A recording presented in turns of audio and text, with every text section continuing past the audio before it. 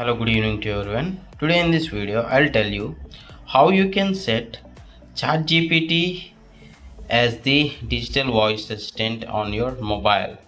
But unfortunately, the direct option to set ChatGPT as the digital voice assistant is not possible, but we can keep it. So click on your settings, and under the apps, you can see the default apps. Here digital default app is Google, right? Means Google Gemini here in this case.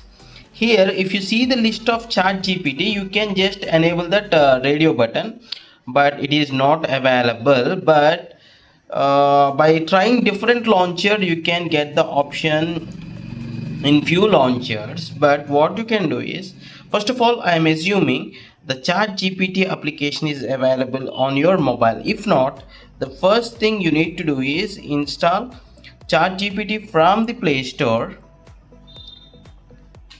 Chat gpt from the play store, it is not yet installed on my, yeah, once it is installed, okay, I'll be minimizing this.